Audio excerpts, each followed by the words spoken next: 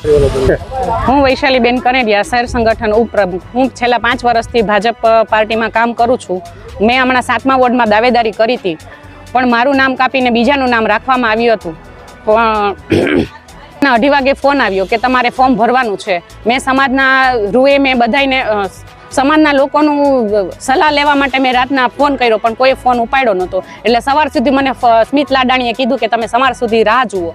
મેં સવાર સુધી રાહ જોઈ, પણ કોઈનો ફોન આવ્યો નહીં. એટલે પછી મેં પાછો મહામંત્રીને ફોન કર્યો કે કોઈનું ફોર્મ ભરાણું છે. એમણે મને ના પાડી. એટલે હું ફોર્મ ભરવા માટે ગઈ, અને ત્યારે પણ કિરીટ પટેલ સાથે એમની વાત થઈ હતી મહામંત્રીની. ત્યારે એમણે કિરીટ પટેલે એમ કીધું હતું કે હા, બેનનું ફોર્મ ભરાવી દો. એટલે મેં ફોર્મ ભર્યું, અને છેલ્લે જ્યારે મામલતદારે રજૂ કરવાનું થયું ત્યારે એમણે મારું નામ કાપીને બીજા બેનનું નામ રાખી દીધું છે. એટલે મારા માટે બહુ આમાં છે ને પર ખૂબ મોટો અન્યાય થયો છે, અને હું ભાજપ પાર્ટીનો અવગણના કરું છું. કારણ કે આમાં છે ને ભાજપ પાર્ટીની અંદર મહિલાઓની કોઈ કિંમત થતી જ નથી. અહીંયા અત્યારે અમારી ઘણી બધી મહિલાઓ ઉપર અન્યાય થયો છે, અને અમે આજે અહીંયા ભેગા થયા છે.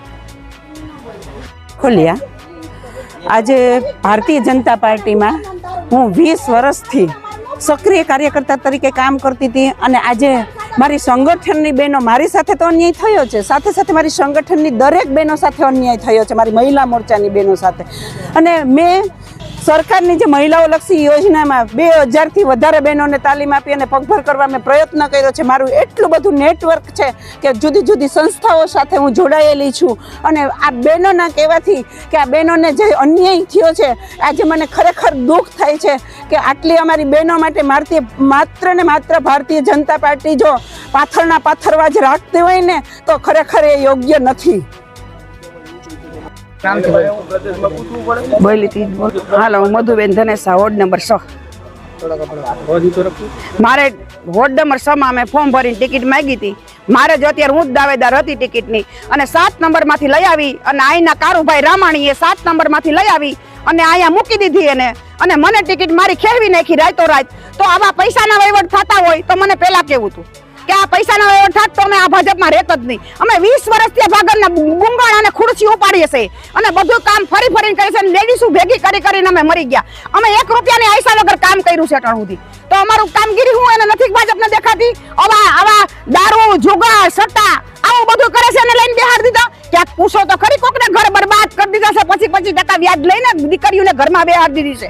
તમે જોવો તો ખરી, હજી એના ગુંડા મારવા જાય છે ત્યાં. તમે જોવો જરાક, પછી ટિકિટ આપો. અમને કઈ વિરોધ બીજો નથી. અમને ટિકિટ આપવા નથી તો કેમ તમે લઈ લીધી ટિકિટ? કઈ હિસાબે અમારી ટિકિટ તમે છીનવી લીધી છે? હું કરવા અમારું નામ આવ્યું તો અમારી છીનવી ગઈ છે ટિકિટ, પૈસાથી છીનવાઈ ગઈ છે. આવી રીતનું અમને હું બધા મારા ઓલા ઉપરથી રાજીનામું આપું છું ભાજપને. મારે કોઈ પણ જાતનું કામ કરવાનું ભાજપમાં નથી થતું. બેન કણસાગરા, ભાજપમાં પૂર્વ સદસ્ય છું, અને અત્યારે મારી એક જ અપીલ છે ભાજપને. જ્યારે હું 2015માં જ્યારે ઇફેક્ટ હતી પાટીદાર અનામતની, ત્યારે કોઈ ટિકિટ લેવા તૈયાર નહોતું, અને અમે ત્યારે સામે પૂરે લડીને અમે અમારી જ્ઞાતિની સામે થઈને હું લડવા તૈયાર હતી. ત્યારે મેં જીતીને બતાવ્યું. પછી 2021માં પણ મેં વફાદાર તરીકે મેં કામ કરેલું.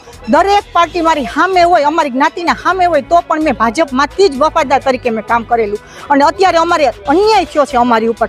જે આયાતી હોય એને મારા વોર્ડમાં નાખી, અત્યાર સુધી મેં મારા વોર્ડમાં કામ કરેલું છે, તો એનો મારે ન્યાય જોઈએ છે. અને આયાતીને અત્યારે લઈ આવવામાં આવે છે. જે બહાર ગામ રહેવા વયા ગયા એને પણ તમે અત્યારે લ્યો છો અને એને ટિકિટ દો છો. તો આ અન્યાય અમે સહન નથી કરતા. હું અત્યારે ભાજપને વખોડી કાઢું છું, અને અત્યારે હું છે ને મારો જવાબદારીથી હું નિવૃત્ત થઈ ગઈ છું.